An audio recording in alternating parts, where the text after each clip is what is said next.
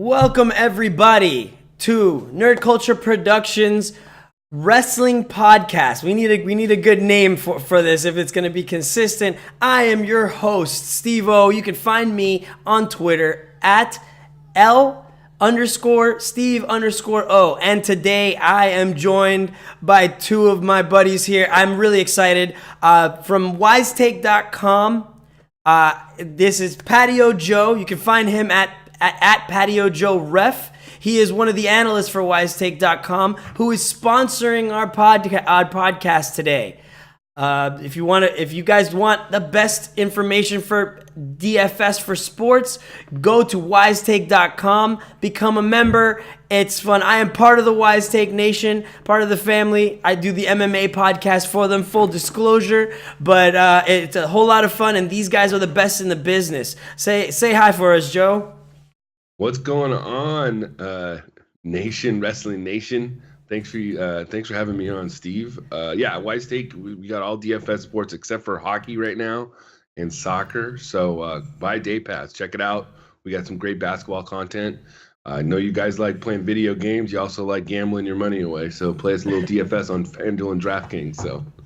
All right, and with us as well is a popular local streamer, a buddy of mine at Oh No, It's Alex. Welcome to the show, Alex. I'm happy to have you here just because we are big time wrestling fans, and I don't know a bigger wrestling fan than you. I mean, heck, your whole Twitter persona, I think, has to do with wrestling gifts. I think my Twitter account literally is just me being a heel 24/7 on that account. I don't.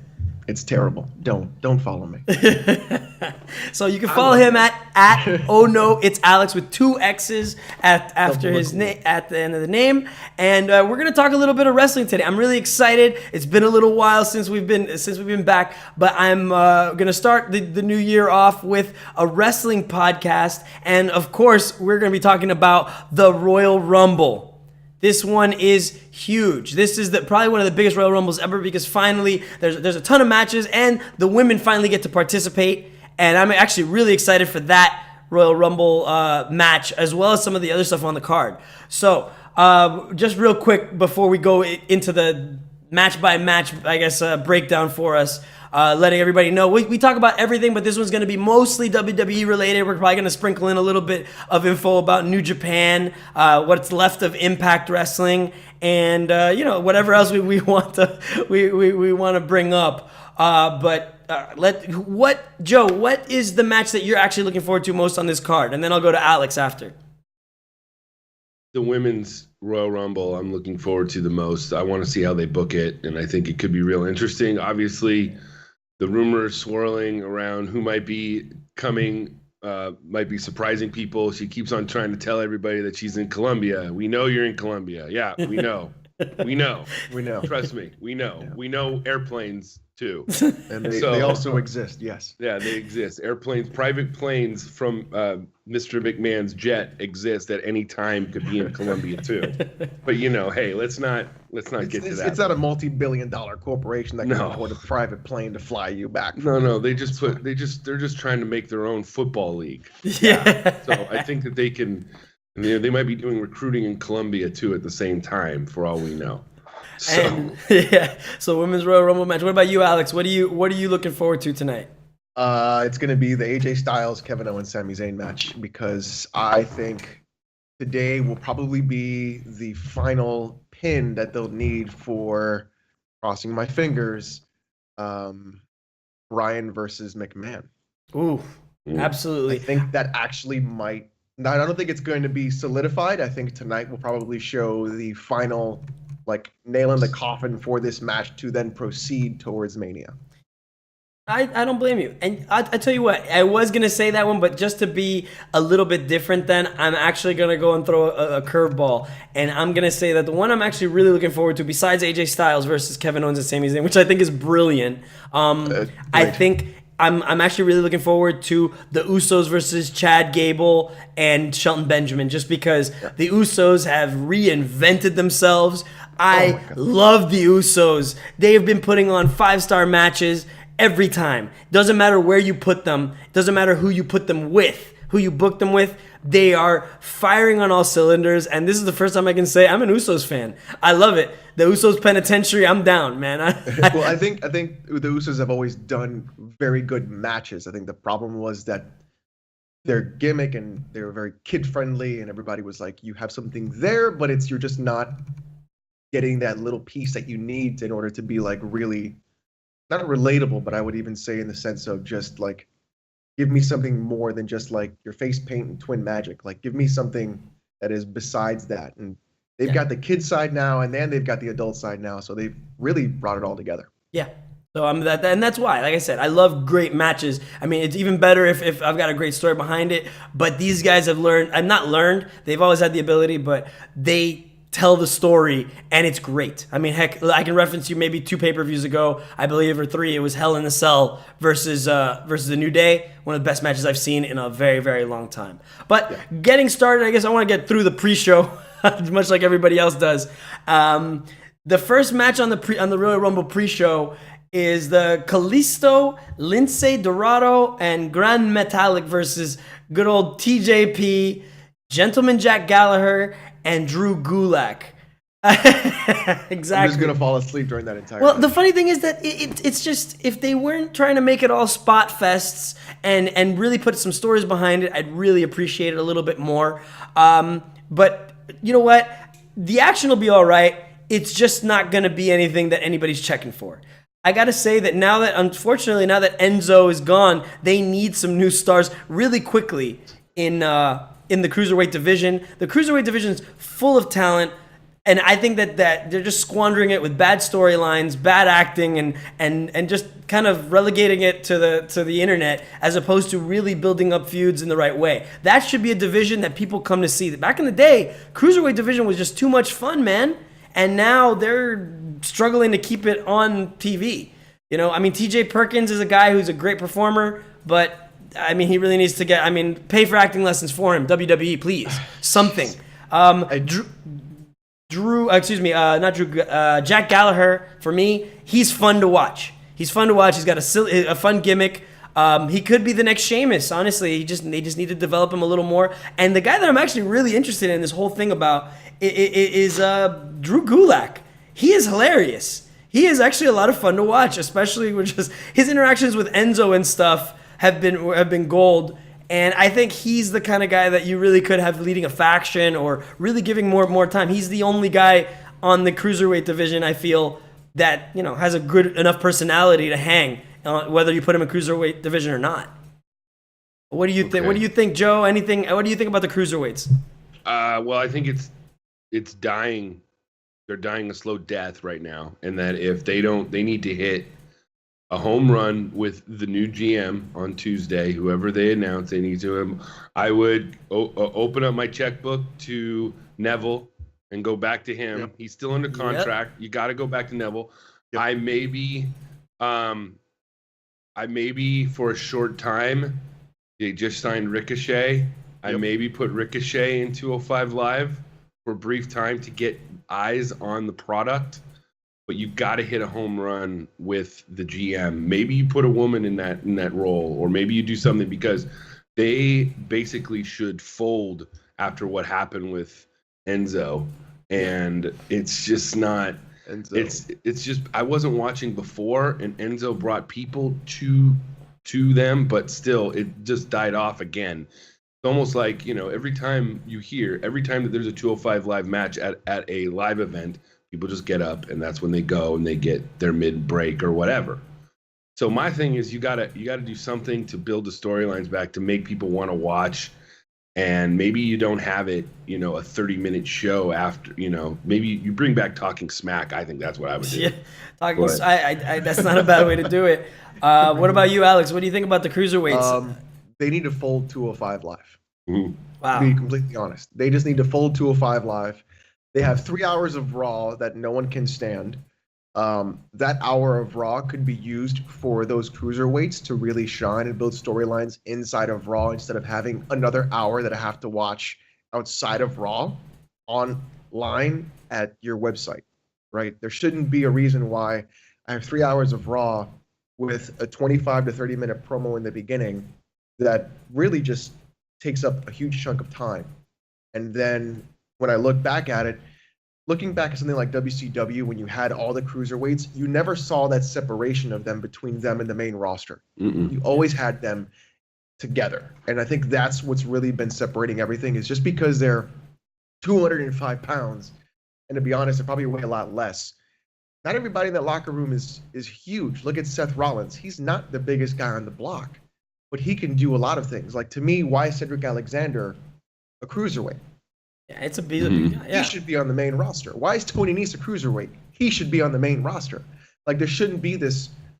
And when I say main roster, I mean like on the main show, more than just like a 5-10 minute match in between everything else that goes on Raw. Yeah. Separating those two brands, I think, is what's killing it. And they need to do more with that, because there's so much they could do that they're just avoiding. Because when you see them on Raw, you're like, who is this? I'm not going to spend another hour watching 205 Live. Yeah. Don't change the ring either. Like, the minute they change the ring. Oh, God, that was just aggravating. I just knew right then and there, it's time to go to the bathroom. Yeah, and it's such a waste. I mean, they're putting. I agree. Make them feel like they're organically part of the same crew. They shouldn't separate them and relegate them. It also belittles that title. And back in the day, dude, let's talk WCW for a second. Back in the day, remember, Jericho started off as a cruiserweight. And, he's still undersized, almost a little bit undersized. He's gained weight over the years. But, dude, just give these guys a fair chance and make them part of the roster. Make the cruiserweight title believable. But you need somebody who can, like what Miz has done for the IC title, especially lately. You need somebody like that. And they had that in Neville. They had that. And that's who they need. Yeah. They need Neville. They need Neville, Ricochet, and Aries back. Aries the fact that they was said a mistake. that we have nothing for Aries boggles my mind. Yeah, I couldn't believe that they let him go. I don't know why. Letting Aries go was the biggest mistake they had. I could have. They all they needed to do was let Neville drop the title to him. At a big event, let him carry it, have an awesome feud. I mean, and instead, it boggles my mind why they made that decision. They had. I mean, he was great on announcing. He had the mic skills. You could have had a trifecta, or maybe even 4 or 5 performers there that would have brought some real heat and eyes to the cruiserweight division, and then just integrate it slowly. Forget the purple ring. I don't know. Maybe they've already forgotten the purple ring, but they still do, like, here come the cruiserweights. Like, they're still their own, like, little separate thing inside of when they bring them out on Raw. Yeah. Like, watch 205 Live, and everybody goes, no. Yeah. And I know that they're trying to diversify programming and all that, but dude, just give me a good show, period. Like I said, it's hard to get through those 3 hours, and if you're not entertaining me constantly, So, with that match, I guess we'll just go real quick. Our predictions for the winner. Don't care. I'll just say the TJP, Jack Gallagher, Drew Gulak. I'll go the heels will win that one. Yeah, I'll say the heels, because I think they're also trying to push the luchadors a little bit in that. But yeah, I just on the pre-show that nobody's going to tune in for. I mean, it sucks, but I said, here's a question for you, Steve. I got one question. Sure. If this was today, Punk would be considered a cruiserweight. Yes. And look what he did. Yeah, Yeah. he did. Absolutely. Punk would be considered a cruiserweight, and I don't know what this fascination is, because let's be real and frank. All the weights that they display of everyone that wrestles is wrong, or it's inflated. Their weight, their height, everything.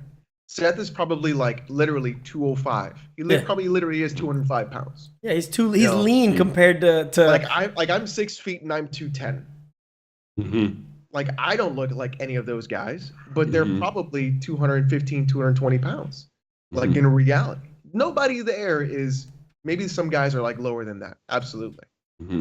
Yeah. But the only person who's a big man in that roster, that is officially in that roster, is Braun. That's a big man. Yeah, Big Show. Yeah. Big Show. Not even there. But he's not 7 feet tall. He's like 6'4", 6'6". Like, stop lying. Like, we know. It's 2018. We have the internet. That stuff is over. But like, the whole thing, just not folding them in is just.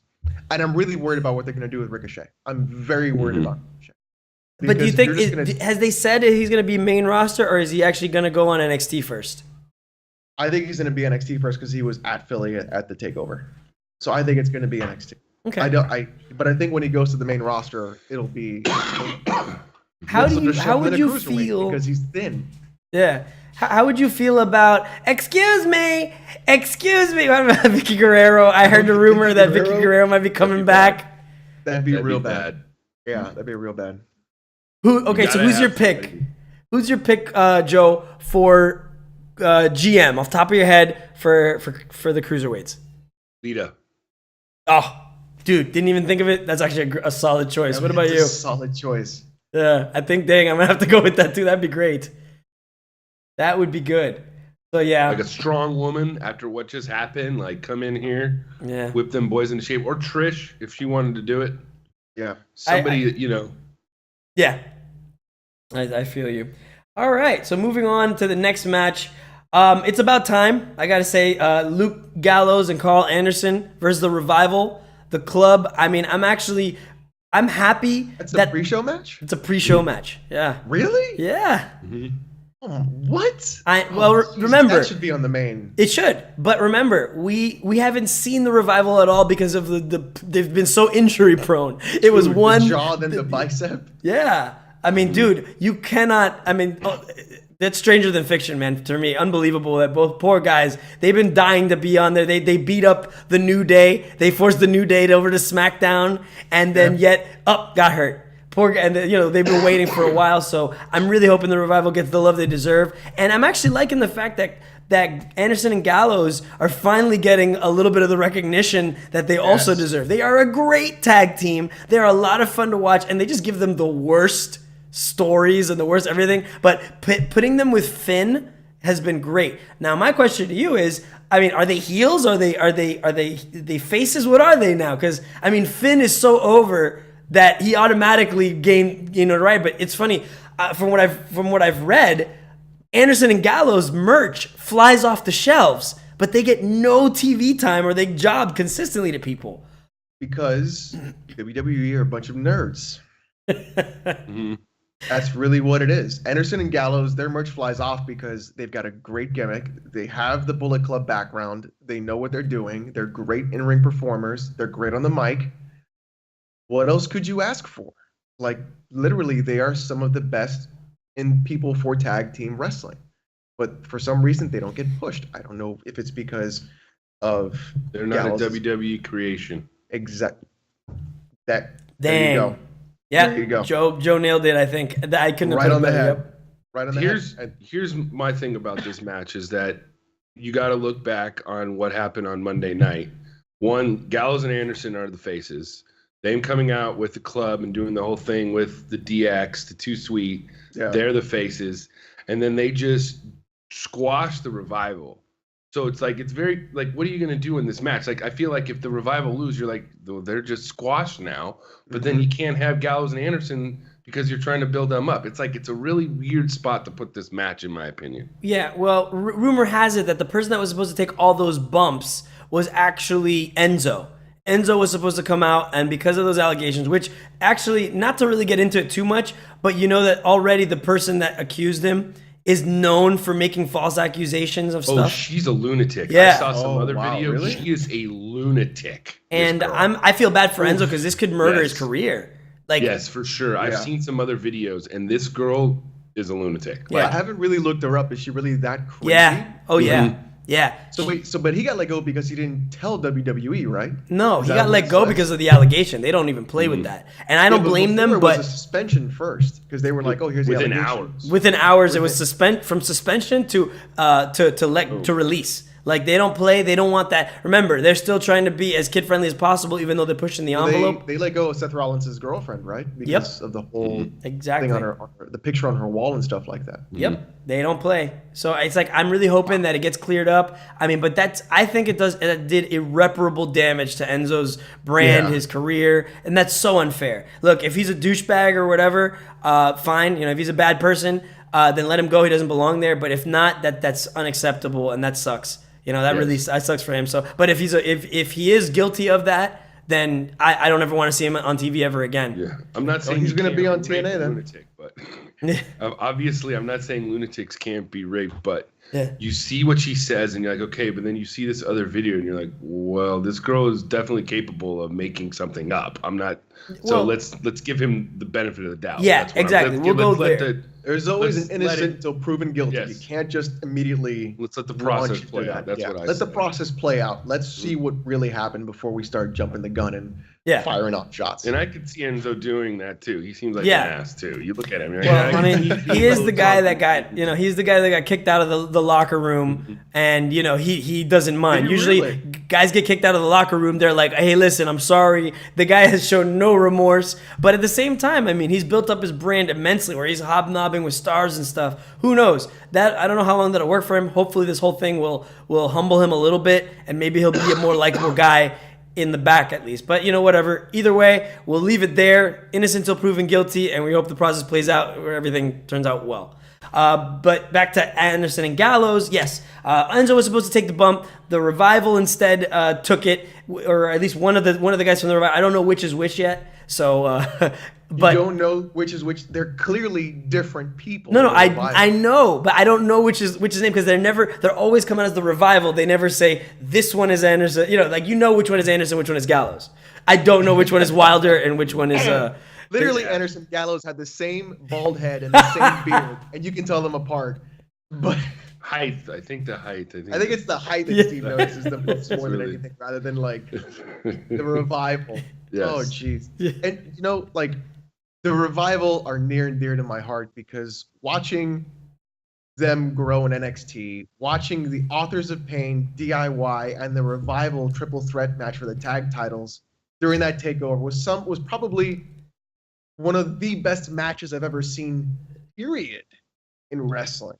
And seeing them get injured, back to back, both of them, and then not having what they need to come back into into the main roster is terrible. But hopefully this isn't a squash match, and I would like it to be where one of them gets, the victory by DQ. Interesting. Why DQ? The Revival loses by DQ, and it makes them look strong against the Bullet Club, where the Bullet Club actually wins, but the Revival is just this vicious tag team because they really are. Like, their tags are so fast. And you're like, you were just in the ring and you're tagging back in. Like, it is just this round robin.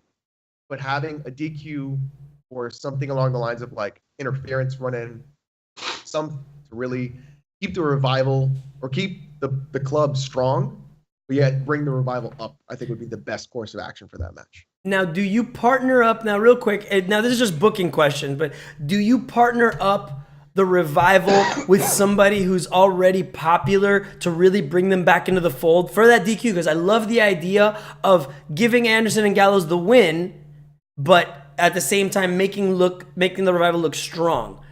Who would you partner them with, Joe? Like, how would you make the Revival look strong, especially after that? Because I think that bump is really going to cost them. I don't know if you could pair them with anybody unless you want to bring somebody else up, or you wanted to bring like some girl to kind of distract Gallows and Anderson or something, and I don't know. Like, I just can't see anything really happening to where this match is really hard to book. To me, I think Gallows and Anderson win, and they move on. That's what I think, and it's not really they didn't think about this match very well, I think. Yeah. No, I would have if Maria Kanellis wasn't pregnant. That's who I would put for the Revival. And you know what? And Mike Kanellis, actually, as another single that you can make him a little stable and bring Mike Kanellis up at the same time. Mike Bennett pretty much up at the same time because poor guy's a good performer. He's just had a bad run with addiction. I hope he actually comes back from that strong, especially as he's going to be a dad. So I'm thinking that's another performer that they have there that really could shine if they give him the right angle. The whole love angle, I don't think that works. I think they needed to stop. Call him Mike Bennett. Get Maria Kanellis to manage him. Have him be buddies with the Revival. I don't know. Have them help out the Revival and then bring them all up at the same time. But for that, you'd have to move one to one show or the other. But I would not put anybody with the Revival. I would just make them as vicious as they possibly could out of the gate in that ring. Just beat the hell out of Gallows and Anderson the entire time. Fast tags, quick moves, and then just get them so frustrated. They put, let's say, Anderson through a table. Yeah. They lose the match to DQ because something happens. Either one of them gets thrown out of the ring or one of them fakes an injury. They get super pissed. They start beating the hell out of Anderson or Gallows in the corner of the ring. They get countered out for DQ. They come around the corner, grab a table, put them through it. Shatter machine through the table. That's how I would do it. Or could we have this all wrong? This is just spitballing here. And to make it kind of set it up later on in the night that Finn Balor has a good chance, what if Finn Balor helps them win?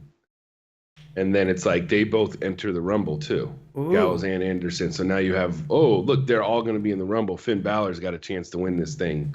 They got a stable in there. I don't know. Yeah. That's a great angle. Not to mention, you kind of slowly start turning Finn heel, Prince Devitt style, and really get a new heel face with a group of guys behind him, setting up some great stuff. My take, I think that they're trying to build up the Revival. I think Revival wins.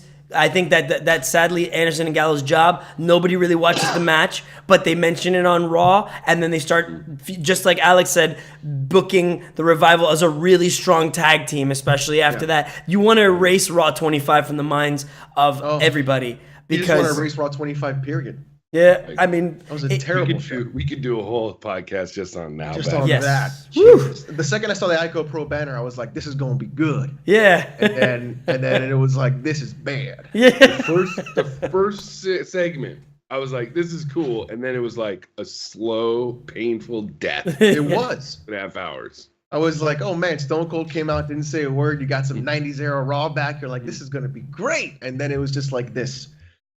The EKG machine just kept getting slower and slower, and you were like, "Why do I sit here for 3 hours?" Why? And then I feel so bad for the guys in Manhattan Center. $800 a ticket. What? $800 a ticket. And they just sat there for most of it. They just sat there for most of the show. Oh my God! No, dude. Did you see online? I'm not gonna say what they were saying, but did you see the people that were cursing in the Manhattan Center? Literally, the entire crowd. Hey, I would be too. That is not refunds. Yeah. They wanted refunds. Yeah. And then they were like, put Miz and Ric Flair in an Uber, go, go, go. And they brought him over, and they were just like, anything they could. Like the whole DX thing, that was probably just like out of the random. Yeah. That probably wasn't even supposed to happen. Yeah, I think it was. But where was, by the way, anybody know where Kevin Nash was? Did they forget? That's what I said. Yeah. Here's what happened. He couldn't, I read this is funny. He's in such like pain, I guess. And he's so big, and I guess his legs have to be like, he's too big to fly right now. Oh. Yeah, he's too big to fly, and he could not fly. So he couldn't make it. That's why he wasn't there. Dang, because I was wondering, and they acted like he never existed. I expected Kevin Nash to Big Daddy Cool to show up too. At least if you're gonna do an NWO DX club reunion and he's not there, it just doesn't seem right. That's the click, man. But I've been wondering that all week. I didn't have the time to look it up, but I was very, very noticeable absence. I mean, yeah, that's the one thing things you look for is Scott Hall and Nash. Yeah, the outsiders, man. Scott Hall, Nash is Not to mention, I kind of wish they would have also done like a little tribute to everybody else that was all this in the NWO. You had Sting, you had Macho Man, you had Hogan, you had Dusty Rhodes. That would have been a great thing to go and do a cool little montage or something showing that if you're going to do the NWO, you also got to do everybody that was part of it too. Even guys that didn't get as much recognition, Conan. There was a lot of people, whether they were Wolfpack, whether they were Latino, anything, the World Order. I mean, come on, man. It was all part of Raw. So you mean the actual reason why WCW died? Because there were like 5 different NWOs. I'm exaggerating. Well, I'm not talking about like Blue World Order. So but let's go forward, I guess, because this next part is actually interesting. Why it's on the pre-show is beyond me because, again, we need these titles to look strong. And hey, listen, it was a great booking choice to make Bobby Roode the U.S. champ. I liked the idea of Dolph Ziggler leaving the title in the ring. And then, they did the cool, like, week by week. I thought that it was going to be decided at the Rumble that they were going to go and crown the new U.S. champion.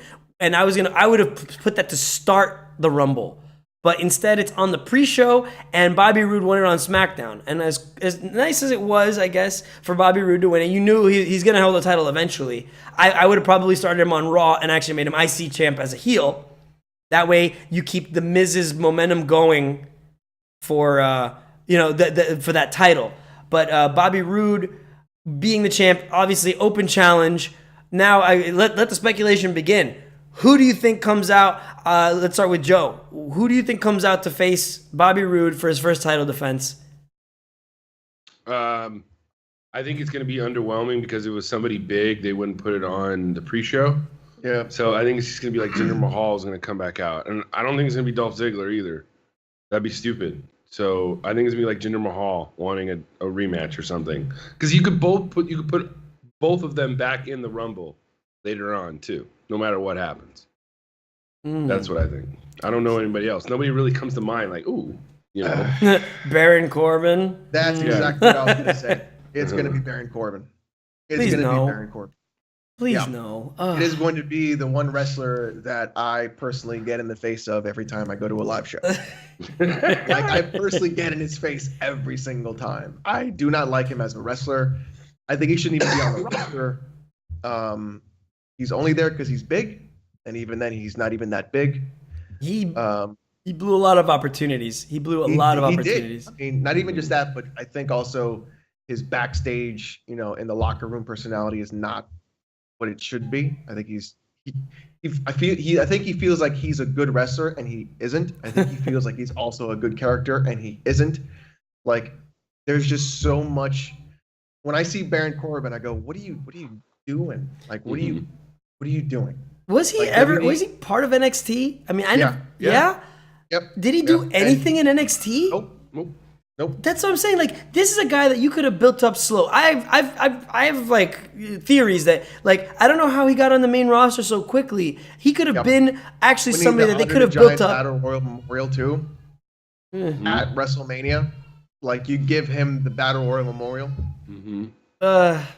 Yeah, I don't get it. But yeah, I think Baron Corbin, in all likelihood, would probably be the one to show up for the open challenge, hopefully pushing up Bobby Roode. Not that Bobby Roode needs any build-up. Bobby Roode, I mean, you kidding me? He gets the whole arena to stand just with his theme song. I mean, it's awesome. But I'm hoping, actually, for Dolph, in the sense that Dolph comes in. I love Dolph's new gimmick. I actually really want Dolph. The rumor is that they're trying to keep Dolph desperately because they know he'll be huge in New Japan. If he goes to New Japan, he will pull the same thing as a Cody, same thing as Kenny. I mean, I think New Japan is the spot for Dolph. He'll give a lot more weight to the U.S. title for New Japan. I think if he goes over there, he'll get paid what he wants, and he'll quite literally will steal the show. I don't know what new name he would get, but it wouldn't matter. Everybody know who he was. He would just stay as Dolph Ziggler. I mean, does he own that name, or is WWE going to keep it under wraps? Like, nope, you can't use this name. But they don't do that anymore, really. Like, from what I've seen, like, they didn't make AJ change his name. They didn't make Finn change his name. They didn't. I mean, no, Finn changed his name because of Prince Depp, but yeah, they stopped. That Kevin Owens, I think, was the last one who changed his name from Steen. Yeah, and it depends. I mean, I guess AJ Styles was a big enough name. If you're a big enough name, I guess you don't have to really change your name because, case in point, Bobby Roode kept his name. EC3. EC3. Yeah, I think these guys are crazy. Yeah, it's Ethan Carter III. That is a kayfabe. Like, that is my real name. Yeah, I like it. No, it works. I'm actually happy he showed up last night at Takeover. Takeover was good as always. I meant to talk really quick. Exceptional. Yeah, it was just a great show. And the funny thing is that I feel like NXT now is a better show. It is. It's literally a better show because it's like the NCAA as opposed to the major leagues, because all these guys, they want to show you what they've got. They want to bring. They still have that passion. They're not older guys. They're young guys, or even guys that want to be as big a star as they possibly can. And NXT is the spot to do it, man. Especially these takeovers. They are consistently great. Then the problem is the main shows. Well, I'm sorry.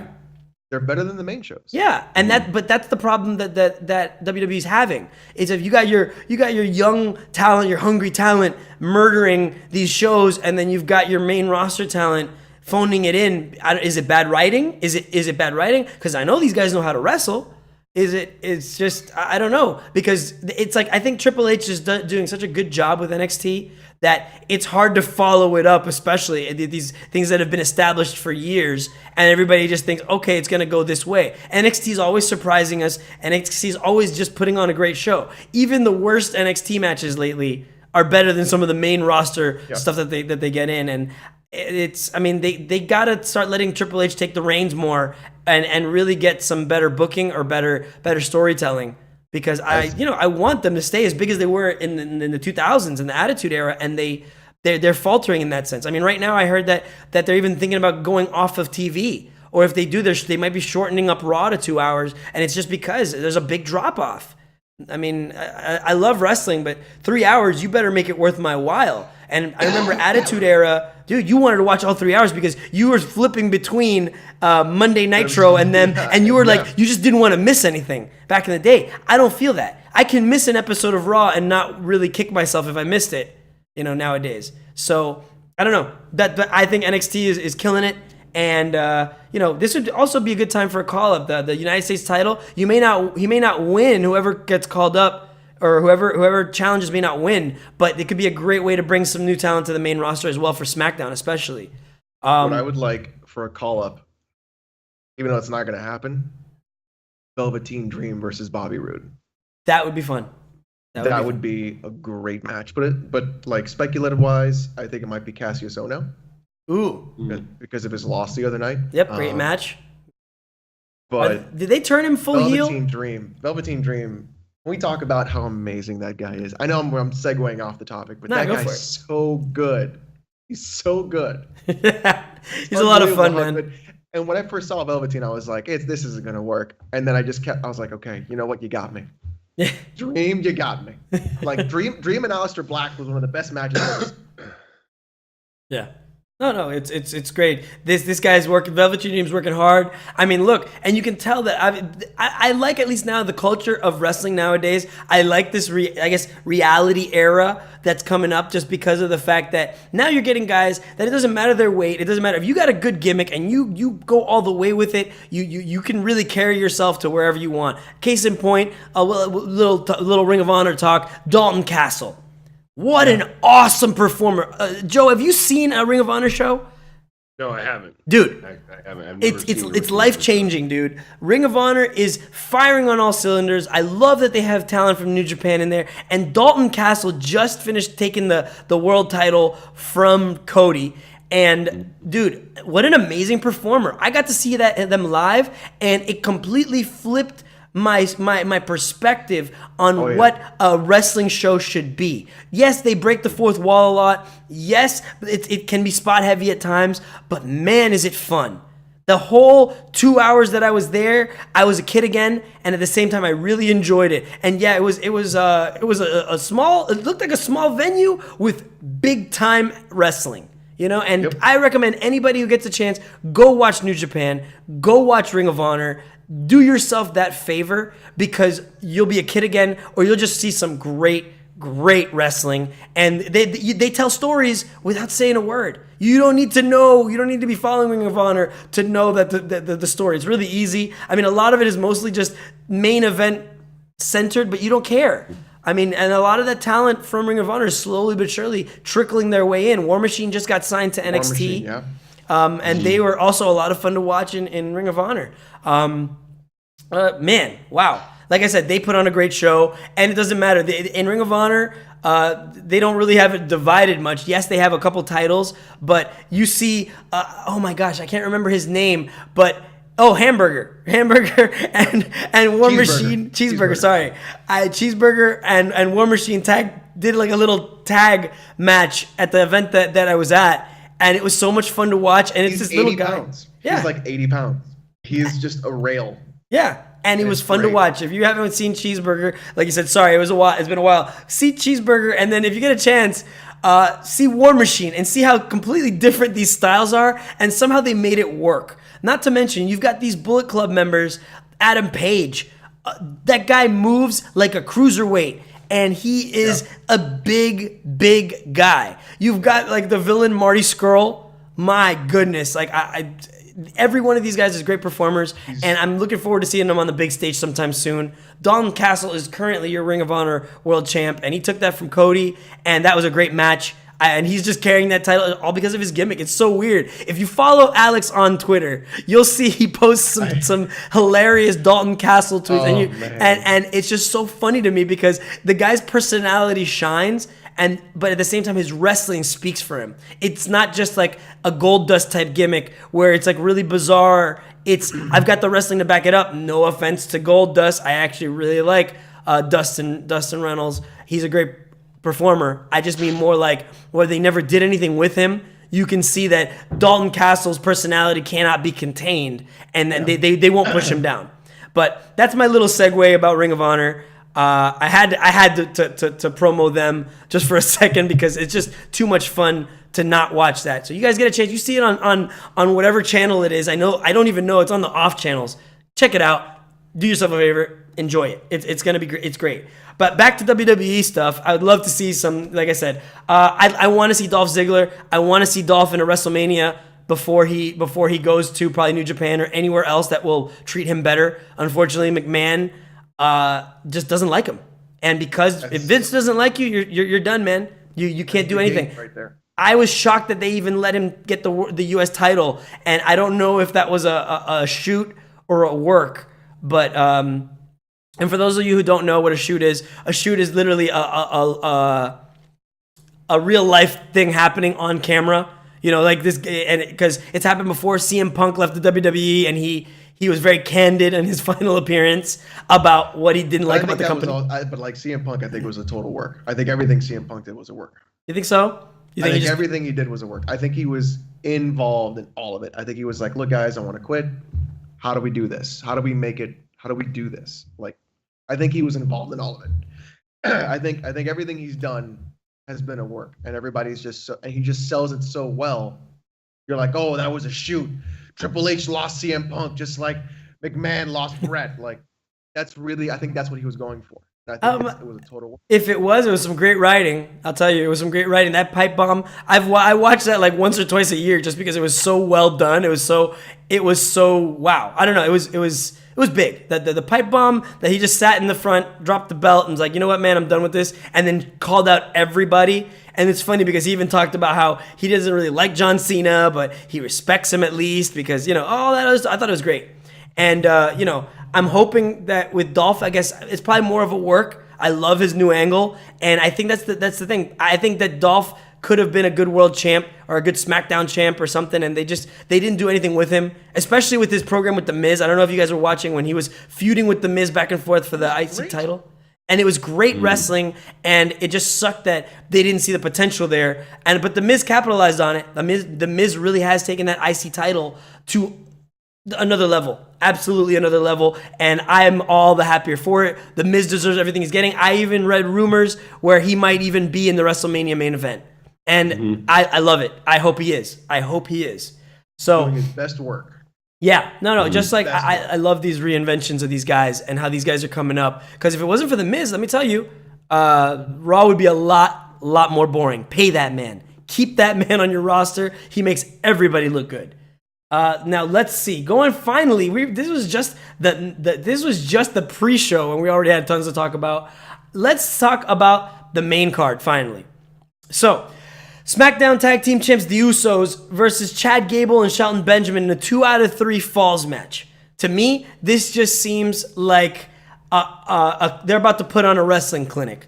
They're about to show you what real good wrestling is, and I think it opening the show is the best thing they can do because the Usos are firing on all cylinders. Chad Gable is an amazing talent, and I'm glad Shelton Benjamin is back. Interesting pairing, but they work really well together. Like what did they call the tag team that Shelton Benjamin was on before with oh my god, the blonde guy? Anybody know? God, I think it's when I stopped watching.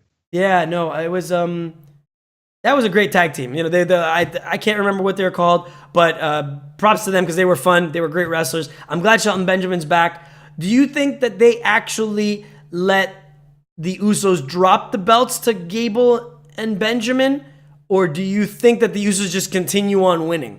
and then set themselves up for maybe the WrestleMania defense or loss. Do you want to go, Alex? Yeah. Oh, No, you sorry. go ahead. Yeah. All right. For me, I think I don't have much on this match.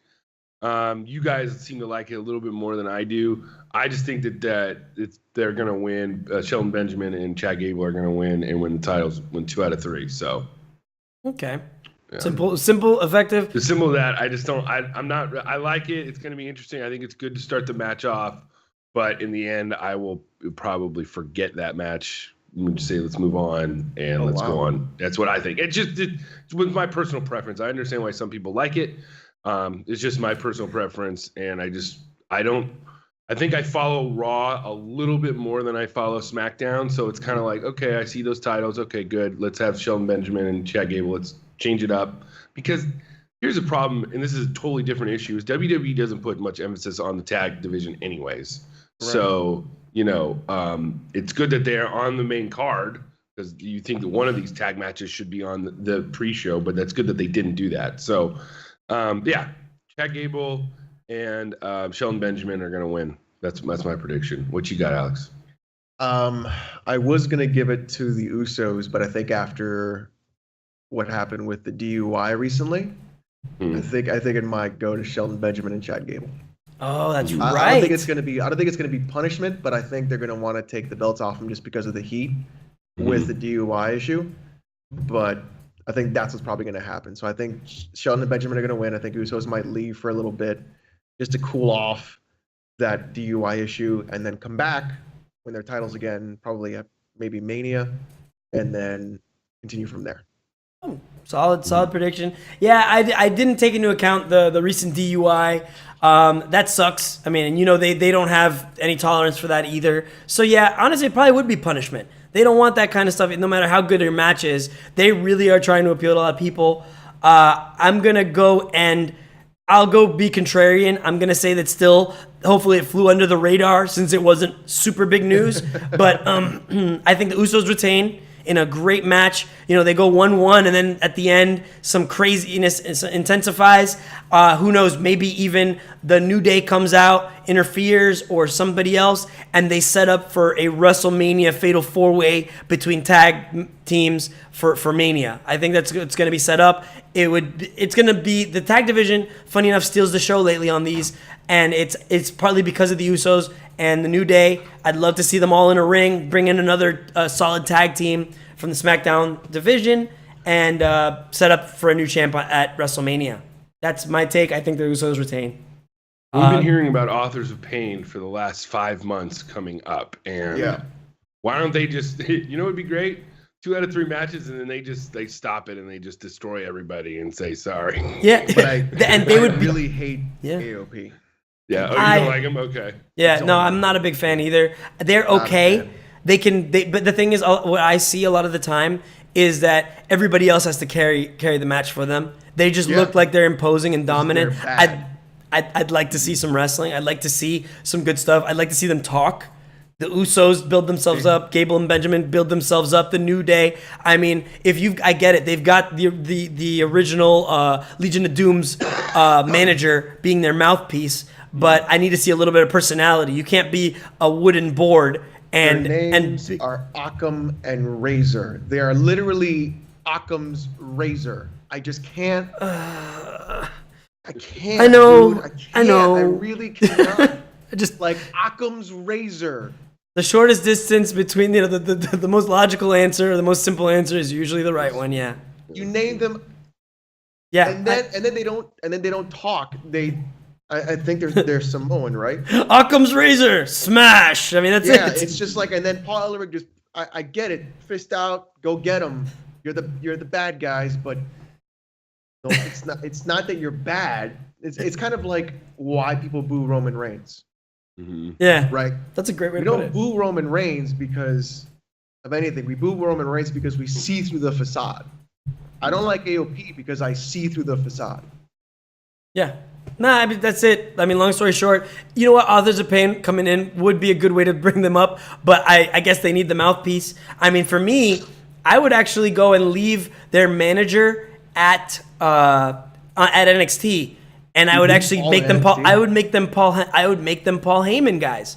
Paul Heyman could hopefully build them up as a force on SmackDown. You get more out of your money's worth out of Paul Heyman, and at the same time have a great mouthpiece that'll make people pay attention to these guys, because these guys will get lost in the job in the jobber status real quick if they don't excite people. And I mean, look what's happening right now with Luke Harper and oh gosh, what's his name? The Rowan. Bludgeon Rowan. Brothers. Yeah, the Bludgeon Brothers. Look, they didn't need the whole gimmick. Those guys are great performers as it is. I get it. They're trying to find somewhere they fit. But Luke Harper's a hell of a performer anyways. Like, they should have given him a singles push. Luke Harper's amazing.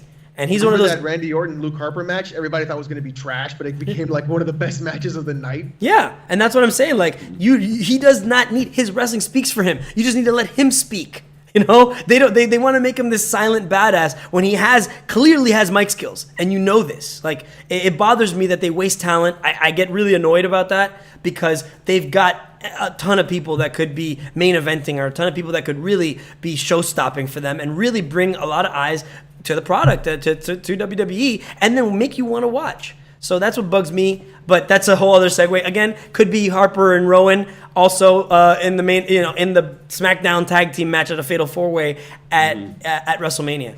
But moving along to the next tag team match of the night, the Raw tag team champs, Seth Rollins and Jason Jordan's, the not so Shield, the versus the Bar, Cesaro and Sheamus. I think.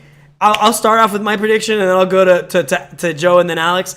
I think real quick, look, Jason Jordan's a great performer. I actually really like him. I like how they're really making you hate him because of everything he's doing. He's just unlikable, and I love that angle for him, because I didn't know how they were going to push him to a heel, and it's working really well. So for me, I know a ton of people hate him, and that's good, though. You want the heat for him.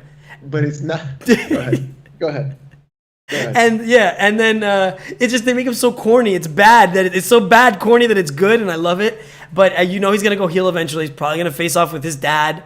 But I think that they dropped the belts to the Bar. I love the Bar. I think the Bar is the best thing, and that's such a slow burn because I hated it at first. But I'm a really big fan of the Bar. I love Cesaro and Sheamus. And poor Sheamus, I mean, I think they're really trying to get in as much out of him as possible, because I think he might have one other singles title run in him. He's got neck problems, dude. He may not be wrestling for too much longer, which is why I like, and he's a solid performer. I really enjoy the fact that he kind of wears it on his sleeve, and he has fun a lot with a lot of the roles that they give him. I mean, he's one title short of a Grand Slam champion, and he deserves it if he's not already. That's going to be a good match. I think this is the one that a lot of people are going to sleep on or walk off to go get, food or something. But I think it's going to be a good match. Seth Rollins always a hell of a performer. But I think that they dropped the belts to the Bar, and then the Bar is set up to defend at WrestleMania against maybe a new Raw tag team. And then Jason Jordan starts his heel turn. Joe, what do you think? The Bar wins, and Seth Rollins curb stomps Jason Jordan at the end of the night. Yes. Oh, I like it. He gives him the blackout. It's the blackout. Okay. Oh, that's what it's called? Okay. Yeah, well, Tyler That's what he Black. called it. Like, it's a perfect thing to call it. Tyler Black, the blackout. Yeah. Perfect. Oh, that's right. So he's not ripping off Kenny Omega anymore with that knee? With the V trigger. It was no. V trigger. No, he last week, 2 weeks ago, he beat Finn Balor with it. Oh, it was awesome. Yeah. Yeah. But it went crazy. They're like, oh my God, they brought it back. And I love it. Not to mention, it fits his style. It's his move. It really does, and I like the curb stomp. The V trigger just didn't work for him. I like the blackout. The V trigger isn't even Kenny's finisher too. Like, no. It doesn't make sense as a finisher. It's sort of like the preamble. Like, oh shit, Kenny hit his V trigger. If you watch him play Street Fighter, like, oh, he's gonna go crazy now. Yeah. No, I like it a lot, but it's more of a setup move. I wouldn't mind seeing it as like a setup for when he's tagging with Ambrose, I guess, or Roman or anybody for like a spear or anything else. I think that he didn't need to change his finisher. I think either the pedigree would have been okay to keep, or the like you call it, the blackout. I like it. Yeah, I think he curb stomps on Jason Jordan, even though, I mean, he didn't mind the slightly villainous little turn when he beat Finn. You know what I mean? So maybe they're turning them back to heel slowly. Maybe that works. Who knows? I just hope that they keep bumping up Jason Jordan. He's a hell of a talent, and he needs to be showcased. I mean, he's had great matches with Roman, great matches with John Cena, great matches with pretty much anybody you put him with, and he doesn't need to be carried much. Jason Jordan, I mean, at first I didn't know why they broke him and Chad Gable up, but now I can see. I mean, they're both just great performers individually. Yeah. I think that they should have kept them a tag team a little longer, but I don't mind him having a singles push, and as a heel, I think he would be great. Make him this whiny crybaby about, whatever it is, and the reason for his push though, right? Do you guys know? No. The only reason, I mean, at least from what I've been reading, the only reason for his push is because of the fact that he is probably the second best looking guy on the roster. He attracts the female demographic. He's not a good looking guy though. No, well, don't get me wrong. I'm not judging guys. That's what bothers me. He's not a good looking guy. But we're going to get into some real talk right now. It's Jason Jordan has these giant Dumbo ears and this scrunched in face, and this weird, he has a great body, sure. But Tony Nese has a way better. I think Tony Nese looks better than Jason Jordan. It sounds weird that we're talking about this, but I disagree. He's got the man bun. He's got the thing. He's fucking ripped. So he's like, no, but Tony Nese appeals to the hipster demographic. Good-looking guy. Tony Nese is a good-looking guy. Yeah. Seth Rollins looks like Diglett. Like, let's be real. But dude, women love him. Oh, he's a hit. Like. Who sits there in WWE Creative? The guy that I get really mad about all the time. No idea. I'll look him up. His name. Carano? No, not Carano. The guy with the poofy hair? I don't know. Oh. You know who it is? It's Let me see. Just keep talking. I'll look it up. No, it's fine. But from what I read is that behind Roman Reigns, and I mean Roman Reigns is a good looking guy. I mean my wife ogles him, and everybody who watches him on just has to stop. But yeah. I mean I get it. He's genetically gifted. So, but anywho, Jason Jordan, I think they say is number 2, and they say that women just love watching him. When he comes on, more women watch the show than any other time. When him and Roman Reigns come on. So I think that's another reason for his push. Mind you, this is all speculation and rumor, but I think it's hilarious. If that's the case, yeah, the guy's hella built, So, okay, sure. I mean, but he's a good performer. Hayes, that's it. Who? Michael Hayes, okay. Oh, Michael Hayes, okay. I hate Michael Hayes. Hmm. I think he's why there's a lot of issues in creative right now.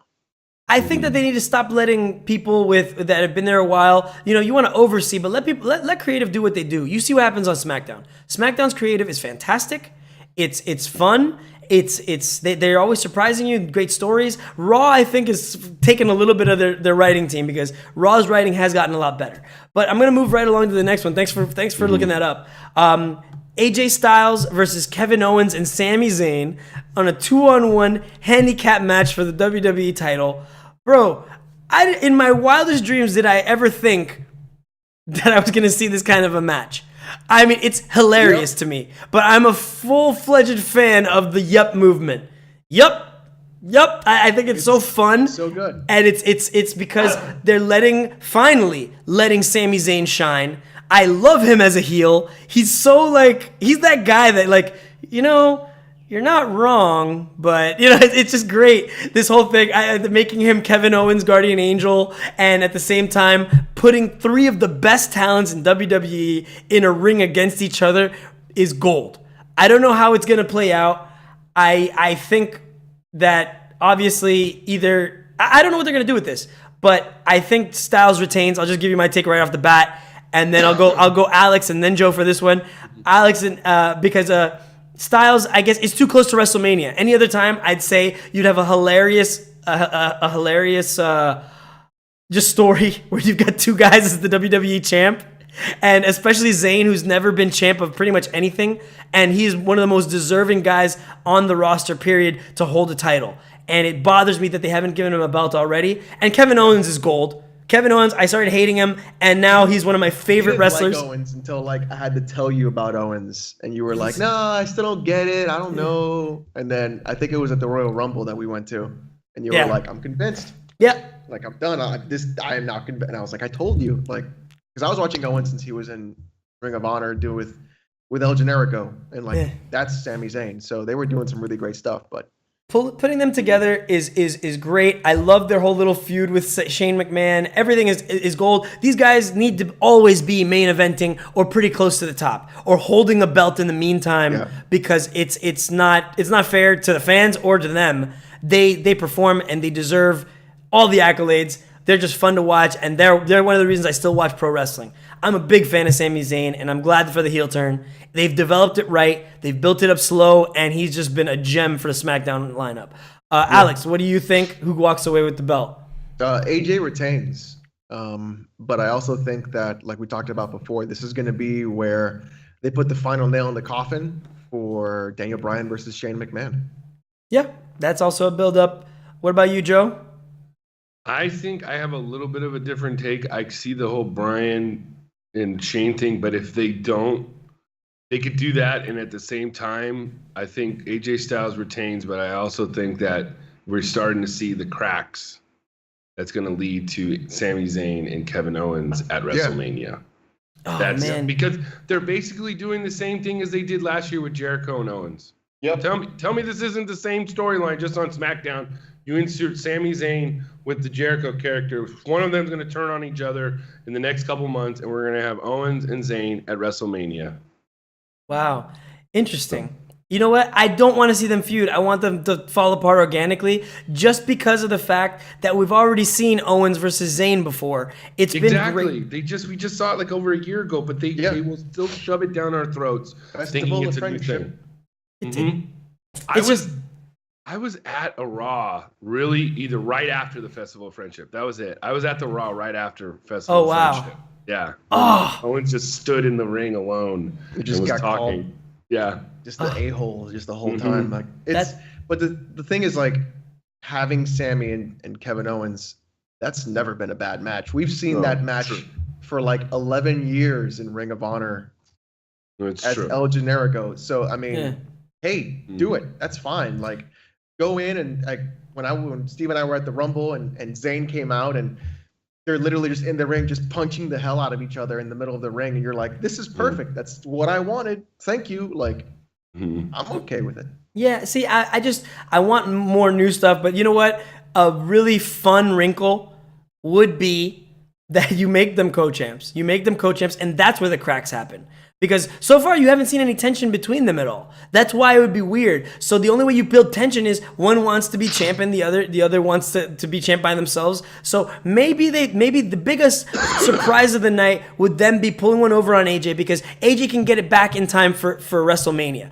AJ deserves to main event WrestleMania. There's no question about it. He is the best performer that they have. And if he's not there, look, you can make a fatal four-way.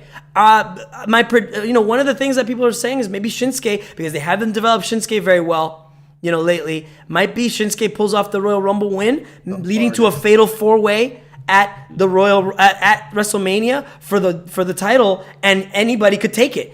Zayn, Owens, AJ or Shinsuke. Shinsuke needs to be part of that main event mix, and they're wasting him right now, I feel. But everybody, I guess that's my take, but there's more coming, and I can't wait because I really want to get to the Rumble matches, and we're almost there. So real quick, Brock, let's go right to it. Brock versus Strowman versus Kane. Who's the champ?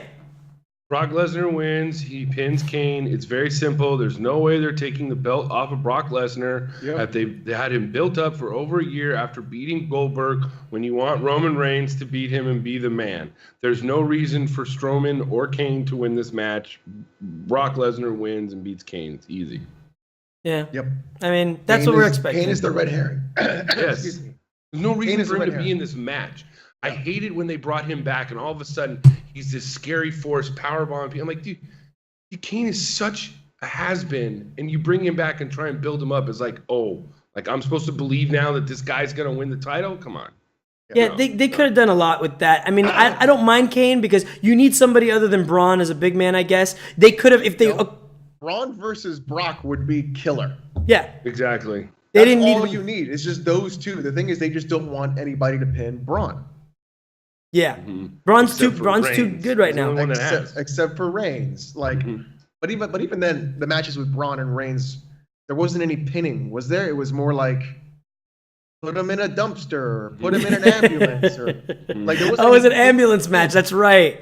Like there wasn't To a clear me, pin. But I gotta say though, Braun got over, not because Braun is big, but because Braun beat the hell out of Roman Reigns. Like 5 months. You're right. For 5 months. So Braun, like, what really angers me the most is that they were giving Braun squash matches. I get it. He's big. I don't need to be proven that he's big. I don't need to be proven that he's crazy strong. Don't put a guy who weighs 125 against Braun Strowman, who's like 280. I could clearly see the difference in how big Strowman is. And then, but just having him beat the living hell out of Roman for 5 months was great. It just put him over. And then in Raw shows and live shows, Braun plays to the crowd. He has fun. He's just a big goof. Like, he's just like, I went to the January 1st Raw, which was terrible. But Braun saved that show because after the show, he came out and he was just having fun with the crowd. He put Kane through a table. He was just having a great time. And people can see that and they like him. And I love him. I think he's great. Put the title on Braun. Be done with it. That's what I think they should do. But they're not going to do that. Yeah. But they're not. You know what? If it wasn't that they were paying Brock so much money, we would be going into WrestleMania with Braun as the champ and the unstoppable force. Because let me tell you, Braun's firing on all cylinders. Don't get me wrong. Brock has shown that he's still got a little bit left in him because from time to time you get a great match out of Brock. I like Joe said, I hate that they force it down our throats. If they would have made it organic, if they would have made it fun, I wouldn't have cared. But the fact that he's a part-timer making all this money that could have gone to other people that, well, deserve it, or people on the roster. I mean, for what they pay Brock, they could have paid half their roster. You know what I mean? And they could have actually incentivized them to put on better matches or better gimmicks or anything else. Kane, as an addition, you know what? Kane should have been on SmackDown. If you really wanted to bring up Baron Corbin, you could have made him the other guy in this or had him feud with Braun for a little bit. Whatever. I know it sounds weird, but it sucks that Brock's going to retain. But the big swerve would be that somehow, like, I don't know if you guys remember from back in the day, this is really old school, but Kane was world champ for a little bit, and if they really want to make a fun swerve, Kane actually takes the belt for a limited time. Brock gets it back the very next night on Raw, just like Stone Cold did. When Kane beat Stone Cold in a cage match at a pay-per-view a long time ago, he only had the belt for a day. If you make history repeat itself, it would be fun, and you'd give a great main event to Raw the next night. Or Braun, give it to Braun. Braun could carry that thing to WrestleMania, you know. And then, not to mention, you really want to put Roman over. You really want to make Roman look good. Again, same thing. Triple threat match for the world title: Roman versus Braun versus Brock. Automatic barn burner. Automatic, regardless of how much you hate Brock or Roman. It's incredible. And not to mention, throw everybody for a loop. Imagine if Braun actually wins the belt at WrestleMania. You'd be doing the fans the biggest service in the world. It would be great because everyone would be expecting Roman to win. Exactly. And then you just come out there. And what I would love to see is both Brock and Strowman beat the hell out of Roman for 35 minutes. Yeah. Fan service. If you really want to put Roman over, right, you have Roman turn heel in the middle of that match. That's a podcast all in itself about how many different ways you could turn Roman heel and why it benefits the WWE in a million different ways. It's what everybody's been begging for. It's what everybody's been asking for. Because you see the template of The Rock in Rome. You see the template. We don't like him as a face. Clearly something is wrong. Yeah, well, not to mention the fact that, let's not segue. Let's it's Yeah. gonna go to Brock. He's gonna pin Kane. Strowman's gonna flip the building. I don't know. He'll flip the building. I don't care. Flip everything, Strowman. Flip the truck. Kick everybody out. Eat more cake. Just do whatever you want. I don't care. Strowman could show up and like having him pair with just, you know what? Have Strowman come down with Alexa Bliss on his shoulders. She holds the title up, and then she sits at the end of the ring, and she can barely see over it, and she starts cheering Strowman on, and that's all I want to see is just Strowman flip stuff with Alexa Bliss and him carrying her in literally just one arm. just walking everywhere. That's all I need from Monday Night Raw, and I can turn the show off. I'm actually liking Mixed Match Challenge. It's actually not bad, by the way. We could talk about that maybe next time, but Mixed Match Challenge so far is actually kind of fun. I like that. I like the idea of it. Not to mention Alexa and Braun work really well together. So do The Miz and Asuka. They're called Asuka. Yeah, but SmackDown's got to win one of these soon because the next matchup is Braun and Alexa Bliss versus Becky Lynch and Sami Zayn. Oh, I love that. That's going to be 3 Raw teams already winning. Yeah, they need to give some love to SmackDown. But That's the thing. You know it's not gonna. If the only way that's gonna happen is if Becky Lynch actually pins Alexa Bliss, because there's no way they're gonna let Braun get pinned by Sami. As much as it would be incredible to see. Oh, damn. Yeah, I know. I see Charlotte and Bobby Roode winning that. Yeah, that's just me. That team together is amazing. Yeah. That, and they can have matching robes and stuff. Yeah. Now, perfect pairings. Mixed Match Challenge so far has been fun. But speaking of mixed matches, let's talk about the women. The Royal Rumble, the first ever. I'm actually really excited about this. It's been a long time coming. We've been saying it. Me and Alex have been talking about this for years, about why don't the women have their own Royal Rumble. Yeah. It doesn't make sense. Don't make them some stupid middle of the card event. That everybody goes to get food or go to bathroom break. Dude, they deserve the spotlight too, because they've been putting on better matches than some of the guys. Straight up, they deserve it on both brands. They're killing it. They just got Asuka. Honestly, I mean, anybody could take it. I mean, really, yes, the rumor is that Ronda Rousey may show up. I mean, honestly, she's got her little four horsewomen thing. Unfortunately, that got derailed because one of her 4 horsewomen is now pregnant and expecting. Congrats to that one. But it threw off their plans. But you've still got, Shayna Baszler in NXT. You've also got Ronda. There's Jessamine Duke. And I think Jessamine Duke's a fighter, actually. So you could bring her in at least to just, sit there and take a bump or something. But there's a lot. I would think it would be a slap in the face, though. If Ronda shows up, fantastic. Oh, we didn't know it was gonna happen. Yeah, right. But if she wins, it's a slap in the face. You need to give it to somebody who's been there, who busted their butt. My fan favorite pick, either Bayley or Becky. But I know that's not going to happen. Most likely, they're not going to, or they're going to have all the girls. The only way I see Asuka not winning it is if all the women team up against Asuka and throw her out. I think Asuka's the favorite. Asuka's probably going to win it, unless we have somebody, you're going to have old timers probably like Trish Stratus probably show up.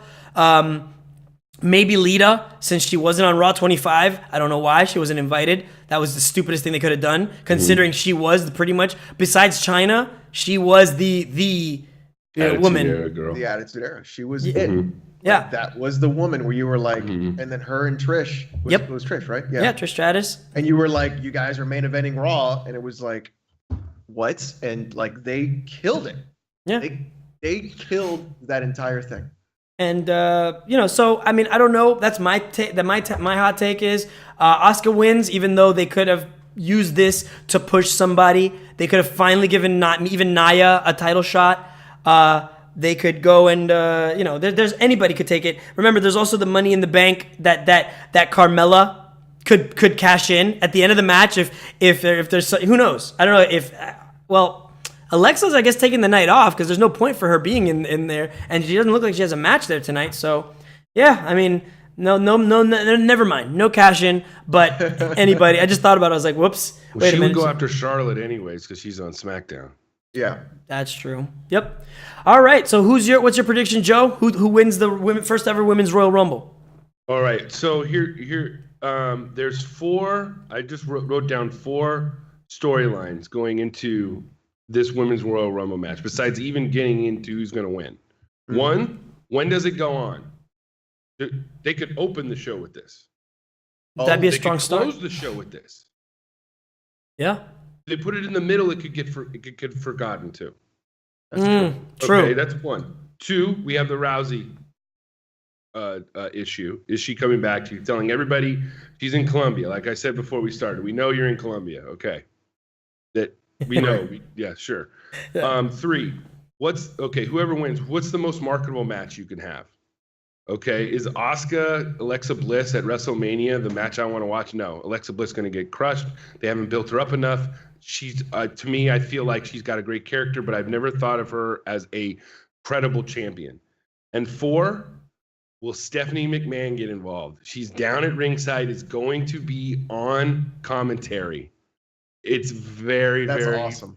very, very likely that one, she could even be in it because they've done that before. Her music could hit, she could take off her pants or whatever, and she's in it, or she gets involved and eliminates. Maybe Rousey comes in and she eliminates Rousey. That could be a possibility too. So those are my 4. In the end, boy, it's tough to see who's going to win to where I feel like, boy, that match is going to be great at WrestleMania unless you just pick Rousey because Rousey and Charlotte is the best match you can get at WrestleMania. And Charlotte, so? yeah, Marketable. I mean, you're drawing from outside wrestling now. That's the second to the last match on the card, if that's on the card. It's going to go Brock and Reigns, and then it's going to go Charlotte and Rousey because just Rousey's name alone will bring in other people. But you know, I think you want to say Asuka, you're like, they want to see how she's going to win and why couldn't she win? So you got to think, who else? What's the dark horse? Is there anybody? You know, if Paige was healthy, I would say Paige would be a good, but she's not. Yeah. You know, so that's why you got to think Becky, maybe, you know, maybe Bailey. You want to just say Asuka because it's the easy answer. But to me, I'm gonna go Becky Lynch. Just I know I'm probably wrong, but I'm gonna go Becky Lynch.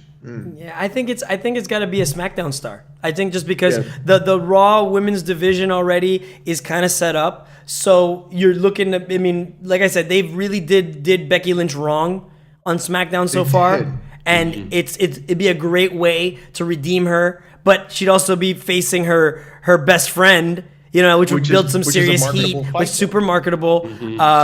It'd be a heck of a match. It'd be incredible. Put Charlotte back as a heel. She does better as a heel. They haven't feuded for probably over 2 years, so it could work. Yep, you need to. Charlotte as a face hasn't really done anything except get beat up. So I think it's about time. I mean, I know they've got the Riot Squad on SmackDown. So yeah, listen, I'm just glad that they're bringing more female talent.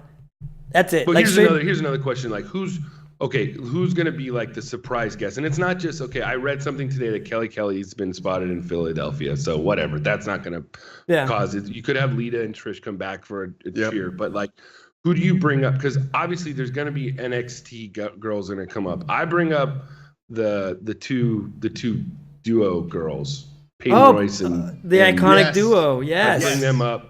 Absolutely. They get tossed out or something. I was surprised that they didn't get called up over. It was funny because like once the 4 Horsemen women got pulled up, I kind of like the women's division had Asuka and it had Ember Moon, and you're thinking, okay, and then it had the iconic duo, and then all of a sudden they bring up these 4 girls that I never even heard of. Sarah Logan, Ruby Riott at the time. Like, wait a minute, you weren't feuding for the titles, and wait a minute, it was like, to me, I was like, so they seemed that they were more ready than Peyton Royce and Billie Kay and Ember Moon, you know, and it's, I don't know, Ember Moon, I think if Ember Moon loses, she won, right? She won last night, yeah. So maybe she could do it just to be in it, but who, to me, like, who are they going to bring up? They're going to bring up somebody from NXT, even if it's for a one-off. And to me, I think those are the 2 obvious choices is Billie Kay and Peyton Royce, because they weren't even on the show last night, were they? No, I don't believe so. If I did, I didn't catch all of it, sadly, but I don't think that they were. But you know what? Here's another swerve. All right, just real quick. Remember, they didn't say what title they had to challenge for. You could just as easily put in Bailey and have her challenge Charlotte on SmackDown. Or you could have Becky challenge Alexa Bliss. Or heck, whoever's going to... Yeah, Asuka challenge Charlotte. Now they're building up... a marketable matchup. Because you have the best female wrestler against the undefeated female wrestler. Yep. The Goldberg of women. Exactly. Like it would be like, can Charlotte, because everybody else has lost to her. Yeah. Because the way I see Asuka winning, it's like I feel like Asuka could win the title tomorrow on Monday night on Raw. It could happen tomorrow night because Alexa Bliss is so weak to me. but Like, she's you so think she's weak, really? well.